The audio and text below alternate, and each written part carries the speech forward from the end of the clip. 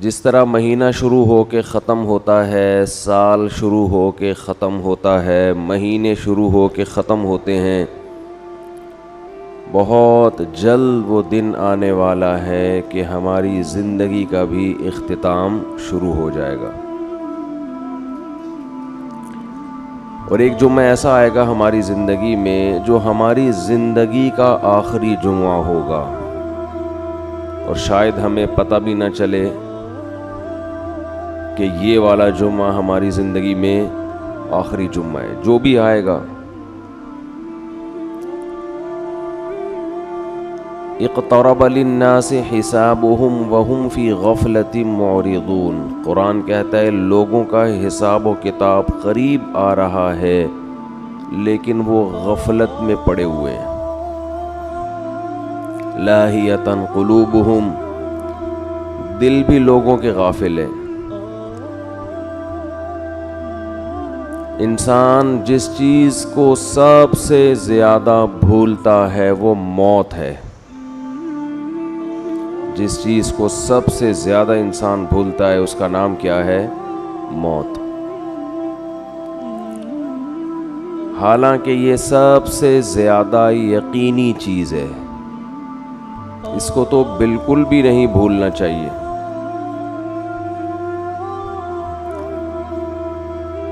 اللہ تعالیٰ قرآن مجید میں اس حقیقت کا ذکر بہت زیادہ کرتے ہیں۔ کلُّ نفس ذائقۃ الموت، ہر نفس نے موت کا ذائقہ چکھنا ہے، بہت جلد یہاں سے تمہیں اس جہاں میں شفٹ ہو جانا ہے، منتقل ہو جانا ہے۔ وَلْتَنْظُرْ نَفْسٌ مَا قَدَّمَتْ لِغَدٍ، فرمایا ہر شخص دیکھے کل کے لیے وہ کیا کر رہا ہے، آئندہ آنے والی کل کے لیے اس کی کیا تیاری ہے۔ ہم میں سے ہر شخص کل کے لیے سوچتا ہے، مگر ہمارا کل وہ ہے جس کا ہمیں یقین بھی نہیں ہے کہ وہ ہمیں ملے گا بھی یا نہیں ملے گا۔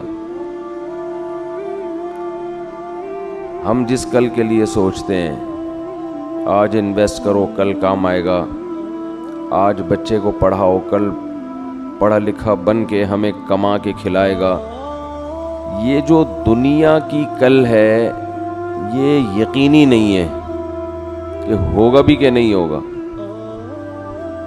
ہم زندہ رہیں گے کہ نہیں رہیں گے، اس محنت کا صلہ ہمیں اس دنیا میں ملے گا یا نہیں ملے گا۔ مائیکل جیکسن نے جس کل کے لیے سوچا تھا اس کل میں پوری کل اس کو نہیں ملی، کچھ مل گیا، بہت سا حصہ اس سے ضائع ہو گیا، وہ کل اس کو دیکھنی نصیب ہی نہیں ہوئی۔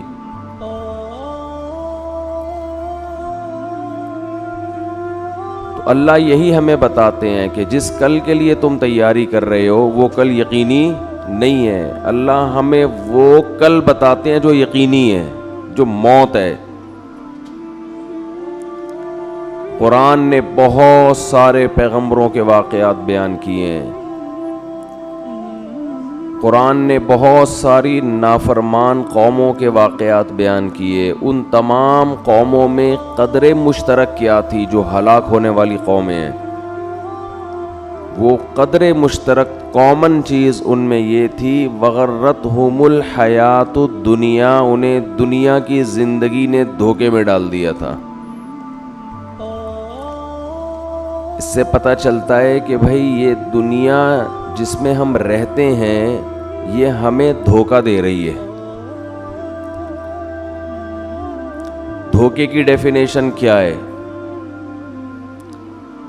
جب کوئی آپ سے وعدہ کرتا ہے اور اس وعدے کی بیس پہ آپ سے کوئی کام لے لے اور پھر عین وقت پہ اپنا وعدہ پورا نہ کرے تو آپ کہتے ہیں یہ بندہ چیٹ کر گیا ہے، یہ بندہ دھوکہ دے گیا ہے مجھے، کہتے ہیں کہ نہیں کہتے؟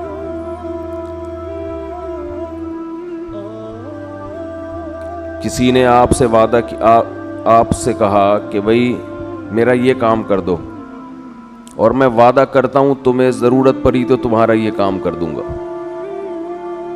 آپ نے وہ کام کر کے دے دیا اس کو, عین وقت پہ وہ غائب ہو گیا. تو آپ کہتے ہیں نا یہ بندہ کیا ہے, چیٹ کی ہے اس نے میرے ساتھ. دنیا صبح سے شام چیٹ کرنے کے علاوہ کوئی کام نہیں کرتی. یہ ہم سے وعدہ کرتی ہے کہ تم میرے لیے یہ محنت کرو, یہ کرو, یہ کرو, یہ کرو, میں تمہیں نوازوں گی, میں تمہیں عزت دوں گی, میں تمہیں شہرت دوں گی, میں تمہیں دنیا میں مزے دوں گی. قرآن کہتا ہے غرت, دھوکہ دے گی. یہ جو کچھ دکھا رہی ہے ویسا نہیں کرے گی. یہ تمہیں کینسر دے گی, یہ تمہیں بلڈ پریشر دے گی, یہ تمہیں شوگر کا تحفہ دے گی, یہ تمہیں فالج کا تحفہ دے گی, یہ تمہیں ایکسیڈنٹ کا تحفہ دے گی, یہ تمہیں غربت کا تحفہ دے گی, تمہیں نافرمان اولاد کا تحفہ دے گی. یہ لوگوں سے دھوکہ دلوائے گی تمہیں. تو جتنی بھی قومیں دنیا میں برباد ہوئی ہیں, فرعون کیوں تباہ ہوا ہے؟ یا قوم لکم الملک المصر ظاہرین فی الارض, کہ اس خوش فہمی میں تھے کہ آج ہم زمین کے بادشاہ ہیں, زمین پر ہم غالب ہیں. یہ بھول گئے تھے کہ یہ حکومت ہم سے چھینی بھی جا سکتی ہے. زمین کا جس نے ہمیں بادشاہ بنایا وہ ہمیں بادشاہ سے غلام بھی بنا سکتا ہے. انسان اس ظاہر کو دیکھ کر بہت زیادہ دھوکہ کھاتا ہے اور وہ سمجھتا ہے کہ جیسا میں ہوں ویسے کا ویسا ہی رہوں گا. یہ بہت بڑی بھول ہے.